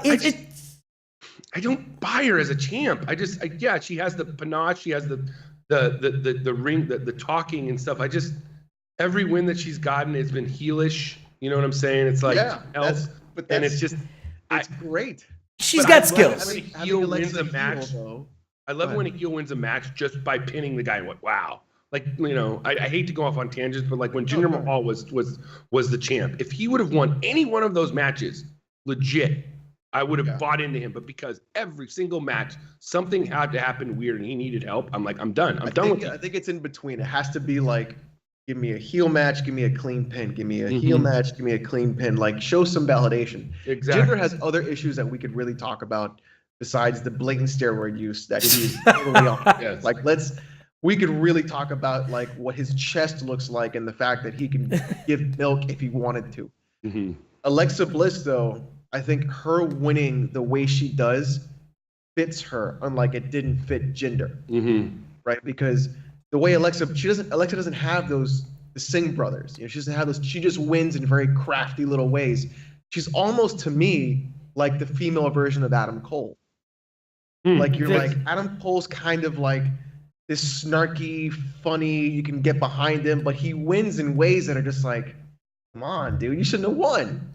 But you know what it is? I feel it is because she was there. She was in NXT when all those other girls were in NXT, and she was a valet and was not in the title scene very much. No. She would still wrestle, but she was always under Becky, Bayley, Charlotte, Sasha, and then it was her. She was with that team, the team that his girlfriend or her boyfriend was on it. So it's like, to me, it was. But she was also like the Sparkle Splash was the finisher, right? It wasn't Twisted Bliss. She was trying to getting her into. She was a face, and her becoming that heel has really propelled her, because you're just like, first, her face is unbelievable. Not just in like she's beautiful, but she has these expressions where you're like, oh man, everything you say is a GIF. I can make a GIF out of every time you look at the camera. It's perfect because she's so full of expressions. She just really personifies that cocky, bad attitude, and it works for her. It doesn't work for Jinder because Jinder has other problems, but I think I would even compare her, like I said, as an Adam Cole for the women, and I think it works. So giving her some clean pins would be nice, but the way she wins is crafty. She's not as I would say as creative as Adam Cole was, like we saw last night, but she's getting there and it works. Yeah, and you know what the thing about it is that I know that they're gearing to make Asuka champ, but it's funny because the language barrier really hurts them, because you've got incredible mic skills on Alexa, personality. She sells, but like Joe said, she's not bringing a lot of strength to the title. Whereas when Sasha had it, or when Charlotte had it, you're like, oh man, like they can retain that belt and they can put on amazing matches, and they did so. But the problem with Alexa is, I agree. I want to see her. She has skills. She's shown that she has some cool skills, and not just spots. But we need to see more of her winning clean, showing why she's the champ, as opposed to crafty methods. So Adam Cole type stuff, but you need to also showcase that you're the champ for a reason, that you can hold it, and you're not always gonna have everybody. And it's funny because she doesn't have a stable or anything, so that's what makes it, I guess, kind of strong. But so who you predicting to win, Alex? Winning the Women's Royal Rumble, it's gonna be Nia Jax. That's a good call, but my thing is here's the one other thing that I wish that they were doing. I feel like, I hope that you're begging for it too. What if somehow they could set up tonight the start of damn Sasha versus Bayley? You could build finally. Oh my God, turn Sasha heel. She was the best heel in NXT. That match, you want to remember before we started, I'm like, it's very rare I will watch a match over again. I will watch the Sasha Bayley Brooklyn over. That was one of the best matches I've ever watched in my life. That is a 5-star match. Exactly. And that had me into it. Emotionally, when she won, it was perfect. And it's like, why? have they not flipped that switch? Eventually, it could be so good for both of them. I think Ronda's going to come out. I Mhm. think what's going to happen is Asuka will eliminate Ronda. Mhm. Ronda will go back in the ring and then eliminate Asuka, and then we set up WrestleMania, Asuka versus Ronda. The undefeated versus the MMA. So you have these two titans going after each other. So you think that's a bigger matchup than Charlotte and her? They're building towards Charlotte Asuka. I think you're right. I think that Charlotte and Asuka is what they're going to go for. Charlotte Rousey. That's Rousey. I mean, don't know if Charlotte it's bigger, is such a marketable for face. Look at the beauty of Charlotte, the flair, the genetically, you know what I'm saying, against Rousey. It does work. It does work. But I think what you're looking at also too isn't just marketable, but what you're seeing is you have Asuka that is an actual striker and knows how to actually fight besides just wrestling. And then you have Ronda Rousey. So I think when you're looking at like what they can do in the ring, it'll be more entertaining for the people who don't watch wrestling to see that match rather than Charlotte and Rousey. Because honestly, Rousey, I've never seen her in the ring. She should be in NXT. She shouldn't be in the main roster at all. Yep. It needs to be something along the lines of like, does she even know how to look at the camera? Does she even know what she's doing? Does she even know how to do a hip toss? Like all these basic little things. Like, what's her charisma like? I don't know her from. If she's gonna just is she just gonna smolder angrily into the camera and that's it? I don't know that she looks like shit when she takes a punch. That's for sure. Yeah, or a head kick. So when you're looking at like actual like what a fight would look like, it would be Asuka. Interesting. Right? Because if you did Charlotte, it would be a wrestling match, like a pro wrestling match. If you did Asuka, you could throw some strong style in there. It'd be a fight, and it would look really good. So I think that's kind of like how it would play out. Interesting takes. So moving right along to our finale, I guess, the Royal Rumble match for the men. Most likely it's going to end it off. I mean, obviously whoever wins it's going to WrestleMania to fight Brock or fight AJ. You know, like I said, there's a high possibility. I think a SmackDown star is going to take it, but I'll leave my comments for the end, I guess. Alex, let's start with you. What do you think is going to happen? Win the Royal Rumble? Who's going to win the Royal Rumble? What happens? Any surprise guests? Tell me everything. What do you think is going to happen at this Royal Rumble? Dun-dun. Roman takes it. I think that's what a lot of people are expecting, and I think that they know that. It's just Roman wins the Rumble. Who's going to be a surprise entrance? EC3. Maybe Cassius Ohno. But Roman's gonna win it, and they're going to burn that building to the ground. I don't think it's gonna be Nakamura. People want Nakamura to do it, but I don't know. I think that they've squandered Nakamura so much that they haven't even built him up to win a Royal Rumble. Well, maybe this would be a good chance to build him up. I mean, honestly, look, who did you have win the Royal Rumble last year? Freaking Randy Orton. Randy Orton. I'm telling you. Yeah, it's just why? The Royal Rumble, to me, is meant to either showcase your biggest stars or bring up new ones. You know what I mean? A lot of the times, look, it's supposed to be the most shocking night of the year. It's supposed to be the one where it sets up feuds for the next year, I feel. Yep. I think that them having Roman win it again, like, what are you trying to do for him? He's already big. To then maintain to then main event, his third in a row WrestleMania? It's just, I don't know. Third in a row. No, yeah. Something like that. Either way, it's ridiculous. I mean, it's silly to me. If they do, I mean, honestly, I'll be PO'd. You may not see any more of these podcasts because I'll be so mad, or at least I won't talk about WWE for a while because there's plenty of stuff in New Japan and in Ring of Honor. I think what's going to happen is you're probably going to get like feuds being built. Oh man, I think what you're going to see is AJ throw out Nakamura. They're going to have a standoff in the middle of the ring. AJ and Nakamura. So you think AJ is going to be in the actual match? So that means you have him losing. Yeah. Oh. No. Okay. Wait. AJ Styles is not going to be in the Royal Rumble match. No, he's not. Yeah. God, you're right. The most simplest thing they could do is really have AJ versus Nakamura. But you're right. That would mean I would have to have Kevin and Sammy earn it. Yeah. But that would set up great. It can still happen. The perfect setup. Because until just now. You're right. You've got a couple months. I'm telling you, it could be a heck of a swerve. And you know what? I think I'm gonna go back to my prediction. I think with what I just said with Kevin Owens, I think they'll earn the title, and then we'll set up for Nakamura and AJ.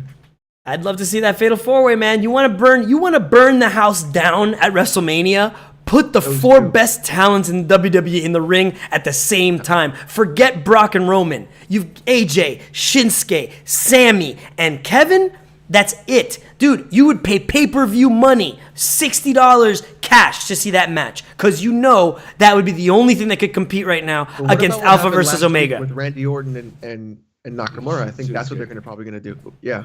Okay, so here's my thing. One, I've seen a poster for Fastlane, and it says a fatal five-way with AJ, Sammy, Kevin, Nakamura, and Randy Orton. Wow. I saw a promo of that. Yeah, because the last week, Randy Orton RKO'd Nakamura out of nowhere. Exactly. Yeah. Two, okay, here's going to be my final four in the match. Mm-hmm. Roman Reigns, The Miz, Nakamura, and Samoa Joe. Ooh, I like that. That's a good one. My thing is I think at some point the Undertaker gets involved and eliminates John Cena. Yes. You think it's going to set up for? I love it. I love that. But what about his hip? He got fixed. Number 3, Adam Cole, baby, makes an appearance as the NXT call-up. He did lose last night, yeah. Number 4, Daniel Bryan is in it at number 30. Yes. And number 5, Samoa Joe wins. Whoa. Joe wins it? And he goes after AJ Styles. Wow. That's a marketable matchup. That's a heel versus AJ. AJ Samoa Joe at WrestleMania sells. Good. Yep. I mean, I'm telling you, I'm on an island or something, but like, who has not been around? Who haven't we seen? You know what I'm saying? I said Samoa Joe is a perfect guy to come in. The crowd would love it. Philly would eat it up if Joe won. Yep. They'd be chanting as it ends up, Joe's gonna get you. Joe's gonna. Oh yeah. You know, so it's just that's my main prediction if I want to get out there, because you said something about Randy Orton last year. I didn't think Randy Orton. What? Like, it just didn't make sense to me. No, it didn't. You know what I'm saying? No. Because it was such the Randy Orton Bray Wyatt match on the WrestleMania card was such an afterthought. Like, yeah, I had to match. think about it. That an afterthought fight. You know what I mean? It was like, and then the things on the floor, like, whoa, spooky. Yeah. And so those are my things today to take care of. I think those are my 4. At one point, I thought Dolph Ziggler might be in there. I think he's going to be maybe in the final grouping. I also think Chris Jericho makes an appearance tonight. And there's always somebody big at number 3. Yes. True. So number 3, that's when AJ came in a couple years ago. That's where Adam Cole's going to debut. So, I mean, even if it's a one-off, I could just see it happening. And you just got to think, who's going to get the biggest reaction out of that Philly crowd? It's going to be Adam Cole. NXT. Yeah. Yep. It's going to be Adam Cole. Exactly. I mean, or they've been saving a signing we don't know anything about, but it's hard for secrets not to get spilt. So my take, I love the idea of exactly what you just said. I think it's great. Final 4 or 5. Actually, in the final 10, I think Daniel Bryan has been cleared. I think he's going to show up randomly to drive everybody absolutely insane in the building. I think he's going to come close to winning it, and Shane McMahon's going to get involved. What if Shane's in it? Shane also, that'd be Shane fun. could be in it.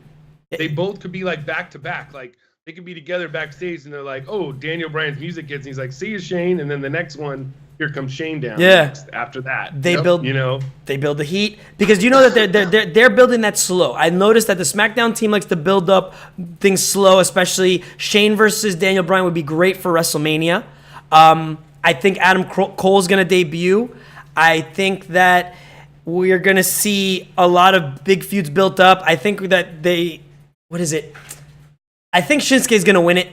I think Roman is going to be tossed out at the end by Shinsuke, something similar, because they're going to make you think that Roman's going to win it and everybody's going to get PO'd, and then somehow Shinsuke or somebody else, hell, even Daniel Bryan winning it is more likely. I mean, well, remember, one of the big reasons why Roman is so hated is because of what happened with Bryan and Roman at that Royal Rumble. Well, same as Came in at Batista. number Don't 10, forget got Batista eliminated too. by Kane.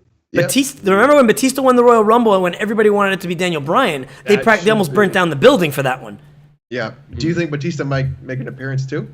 He's rumored to come back. Yeah, that might be I've a been thing. hearing things. It's funny. I just don't think they're going to do the whole Reigns thing. I think the best match for Daniel Bryan at WrestleMania isn't Shane McMahon. The best match for Daniel Bryan at WrestleMania is the guy that he went toe-to-toe with on Monday night, the one little nugget. He went face-to-face with The Miz. Yep. That would That be would be fantastic. That would be awesome. The fact great. that they're stealing like the Miz is doing the kicks and everything. That would And be, it's so set up. If they bring him back for The Miz, because I've heard The Miz is in line for a huge match at WrestleMania. So if it's not the putting him in the main event, what do you do? Wow. Because he deserves to be in a huge match. Who are you going to put him with to where it's like, okay, I could see this. Okay, the only other guy that I came up with off the top of my head on the Raw roster that I could see him is maybe Seth Rollins. That's the only other guy, like on the Raw roster where you're like, okay, where in a WrestleMania match I could see The Miz like doing magic with. yeah. Yeah. So it's like, who else? Daniel Bryan. Yeah. Wow. I didn't even think of that. And I think that could be built up actually here as well. The huge They have pop. such a history on talking smack anyways. I mean, They do, yeah. it's a fit. If he's cleared, they could be trolling us all, and Daniel Bryan isn't even cleared, and he's just going to sit out there. So, that's the thing. Yeah. No, I agree. I mean, like I said, I think that a build up for Shinsuke would be great because they'll finally be taking advantage of the talent that they've brought in, that they've done nothing with, and then they set up. They're gonna keep doing nothing with him, to be honest. Mm-hmm. I feel like with Shinsuke, they're just gonna keep doing nothing because they don't know what to do with someone. They don't know what to do with a lot of people, but And the worst easiest part- thing is AJ versus Shinsuke. That's the easiest Yeah. thing, but And again, that sells tickets because why? they won't do it. Because they've had great feuds in the past in New Japan before. They know it's going to be a 5-star match if they put them in there, especially close to the end. Because honestly, I'd close out the show with them because Roman and Brock isn't going to do anything for the fans. I mean, I just don't want. When has Vince cared about the fans? Let's be real. So, I don't know. So, I keep going back and forth about what I want to see, but honestly, I'm gonna go back again. I think AJ's gonna retain. I don't think we're gonna get Shinsuke and AJ. I'm flipping back and forth. I can't decide. But I just think Reigns winning, is just lazy booking. Yeah, completely. yeah, but WWE is also a lazy booker. I mean, the way you get to Reigns versus Lesnar is you could have Brock just take out Seth Rollins and just beat him mercilessly. You know what I mean? Just like where he's gone for a few months, and it's like you have people. Okay, you took out Seth Rollins. Okay, Roman, we'll cheer for you because of that. You know what I'm saying? So you have to. So it's like, okay, so what do? You have Lesnar. Maybe you have Lesnar just attack Reigns to be like, this is not your yard, bro. You haven't ever beaten me. I'm the champ. So there's so many either ways. Like, oh, well, I just won the Rumble. I'm going to go face it. Okay, we've already seen that done before 3 years ago. Yeah. And in the same place, and you got booed out before. Even The Rock. The Rock came out right after that, and he still got booed. Yeah. Come on. I don't think that's just lazy booking, and I hope Vince McMahon does not do it that way. But it's Vince McMahon, and he does what he wants. And Yeah. I think he's going to do what he wants to do. And, it'd be phenomenal to have the lineup that you brought up, having Joe win it, having Joe versus Brock again would be killer. What? Having Joe versus AJ would be killer. But I don't see WWE Creative or Vince or anyone taking that risk. I think they're going to play it safe. They're going to give Roman the title. They're going to have Roman, hold it for a little bit and then give it to Joe, someone else, anybody Braun. else, and then they could Braun. I would be okay with Braun versus Roman again. That'd be fine. Just have Braun throw a truck on top of Roman and be like, he's dead. It's over. Give me the belt and just rip it out from a bloodstained corpse. But I mean, Roman is a big boy. He can handle it. He should turn heel and be done with it. Yeah. I mean, Braun is so over right now that you might as well, and it'd make for a WrestleMania moment. I think, look, a lot of stuff is happening. Have a champ that would actually wrestle. Yeah. But here's the thing: like they need to set up more WrestleMania moments. I love the idea of Miz versus Bryan that's been building for a couple years now. So that would be great. And in fact, it would set up the Miz to take a hiatus because his kid is going to be born soon. So you're not going to see him for a little while. What a great way to cap off, but put him on hiatus and start building up other talents. Shinsuke winning could actually set up finally some new blood in there, as well as get the SmackDown title picture looking good. Because I don't want Randy Orton in there anymore. Randy Orton should be kind of be more developmental for people, building up other new guys that are coming up from NXT. What else? I mean, hell, you could even say Broken, whatever you want to call him, Matt Hardy is a long shot, but that would be a lot of fun to see him elevated in the title picture. Finn Balor. Finn Balor deserves it. He was the first, and he never got a chance to really see what he could do. I mean, hey, look, you could even set up Finn versus AJ. Vince is not going to put Finn Balor versus Brock. No, but he'd put Finn Balor versus AJ. Like the size difference. Finn versus AJ was a couple months ago. Didn't they fight at the pay-per-view? Just once, awesome. And it was the best match of the night. That's what I'm saying. And they had no buildup. Could you imagine just Finn going over with Anderson and Gallows all of a sudden over to SmackDown and being like, yeah, we're going to take that belt and we're going to take that belt now. You know what I mean? One, you change up the title picture on SmackDown with Anderson and Gallows. And on top of that, you get Finn Balor, which has plenty of is plenty over, tons of star power, and you sell an amazing main event, maybe even a triple threat between Shinsuke, AJ, and Finn. Now we're dream booking compared to reality. Of course, but that's what we're here for. That's why we talk about this stuff on a podcast. And then the reality is Vince McMahon likes handsome big men. But I'm not making any assumptions, but I'm making an assumption. He likes big men. But like that's the deal. Yeah. Well, I mean, look at last night. You're never gonna see Johnny Gargano on the main event trying for the WWE title.